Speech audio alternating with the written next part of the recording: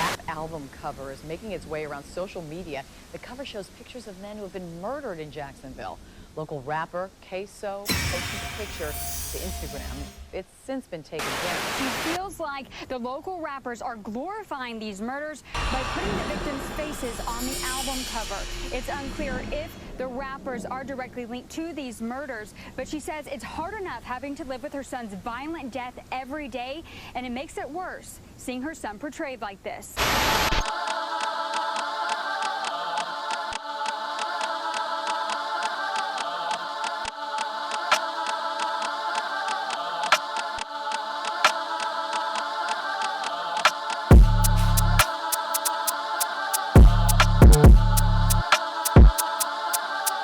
In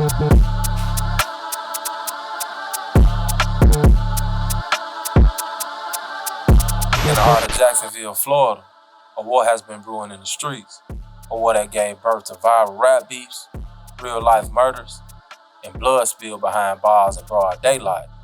And in the middle of it all, a young rapper named Ksoo, born Hakeem Robinson, a shooter, a menace, a rap star in the making, and now a man fighting for his life as his own blood prepares to testify against him. This is the story of Ksoo, a young man who rose through the ranks of Jacksonville street life, only to be betrayed by the ones who once called him family. This ain't just another rapper caught in the system. This is a case that's tearing apart the city, the courtroom, and the code of the streets. Hakeem Robinson was born into this life. His father, Abdul Robinson, was known in Jacksonville streets, a man who's seen it all, lived it all. He wasn't just some bystander. He was a player, a mentor, and eventually the manager of Ksoo's music career. But this wasn't just about music. This was ATK. Ksoo grew up on the north side of Jacksonville, an area known for gangs, beef, and the survival of the realest. At a young age, he joined up with ATK, short for Ace's Top Killers, a clique tied to rapper Young and Ace. But this wasn't just a rap group.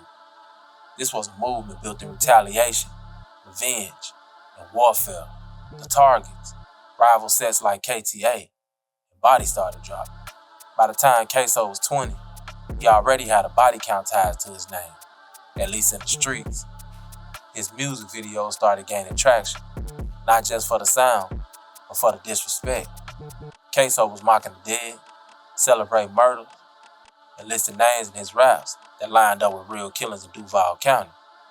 But the track that made everything blow up was Who I Smoke. Though it was Young and Ace's track, Ksoo's street rep gave it fire. When you mention Bibby, Techie, Lil Buck, and Zion Brown, you're not just talking about rap beef, you're talking about victim. In March of 2019, Adrian Gaynor, better known as Bibby, was gunned down outside of a Jacksonville apartment complex. He was just 16, according to prosecutors. Bibby was targeted by ATK for his KTA affiliation. Witnesses say two masked gunmen chased him down, one of them allegedly Ksoo.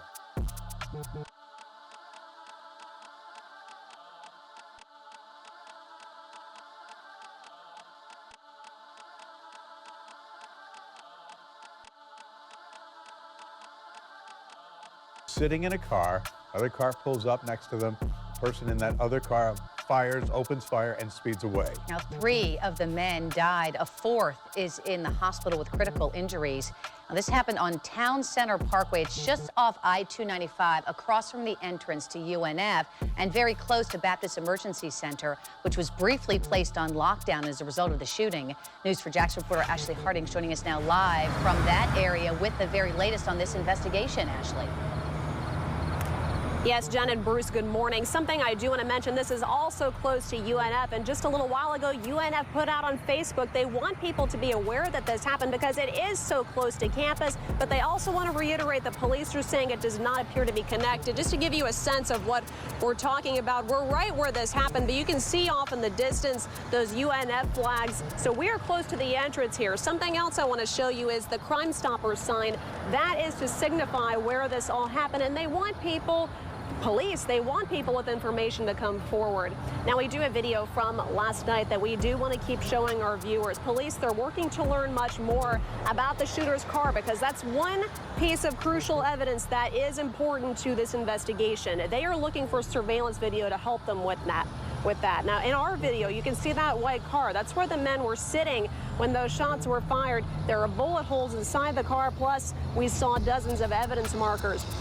Now, police are telling us this does not appear to be a road rage incident. Now, the sergeant we spoke to last night also said this looks to be isolated, but more information is expected to be released as the investigation unfolds. Now, we expect police to release the names of these men possibly today or in the coming days.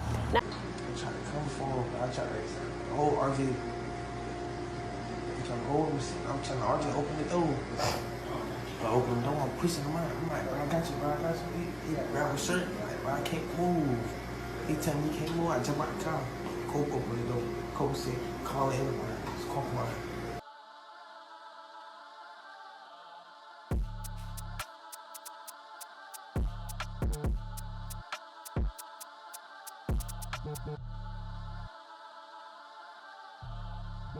Search is on for the two people who shot and killed this man in Arlington. This is a new picture of Charles McCormick Jr. given to Action News Jax by his family.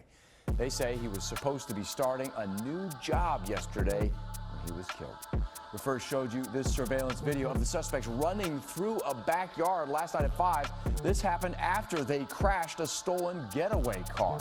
Those men later got away after keeping a woman hostage inside her home for more than an hour. They shot Charles McCormick.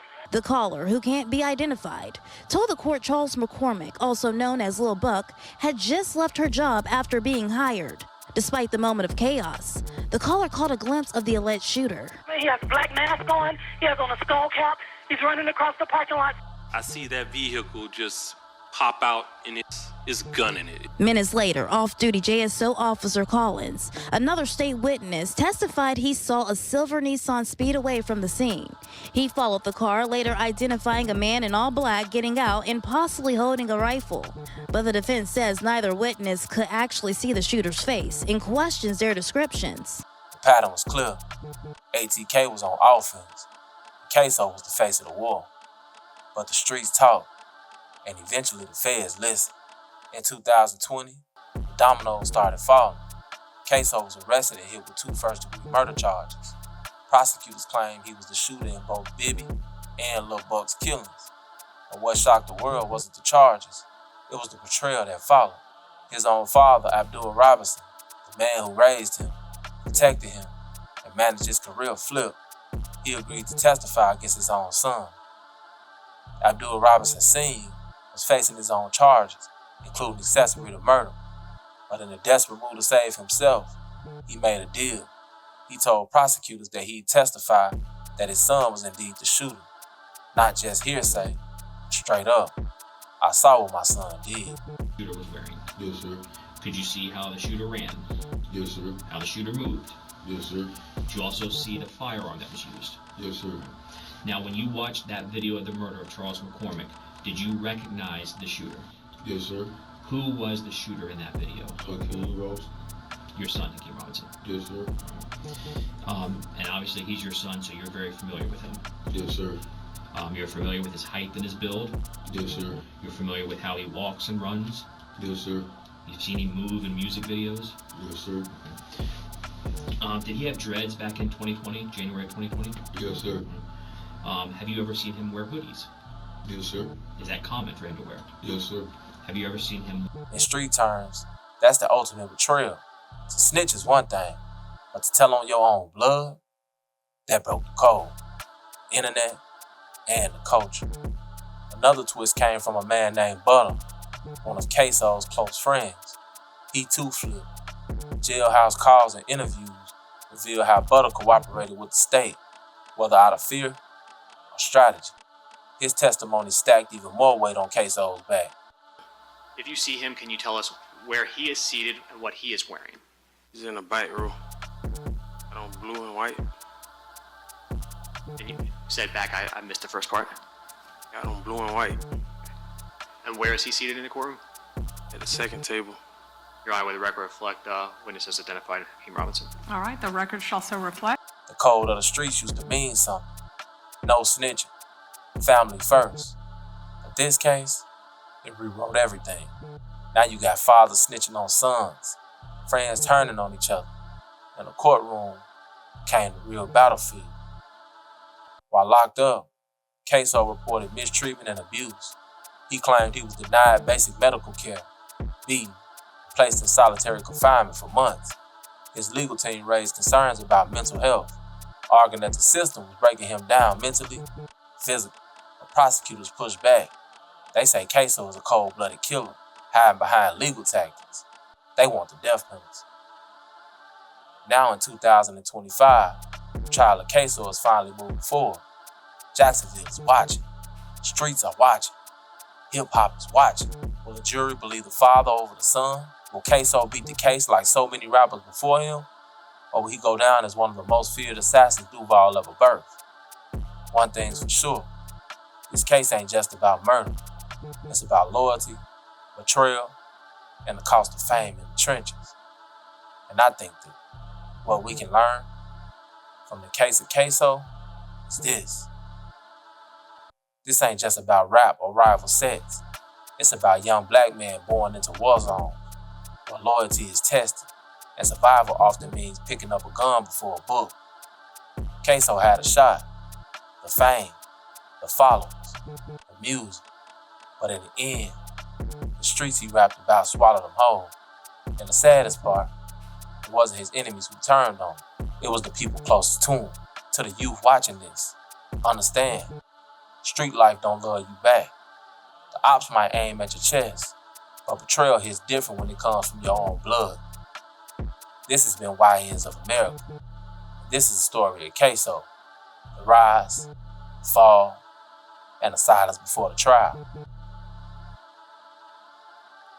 Subscribe to Street News TV and The Crown on YouTube. Follow us on Instagram at street_news with a Z TV. And on Facebook at Christopher Laveau. Plus, don't forget to follow me on TikTok at SNTV88. This has been another episode of YNs of America. It's your boy, SNTV. I'm out. These are the words of Hakeem Robinson. Kill a nigga, then go get my toes done. Kill a nigga, then go get my toes done. Those are his words.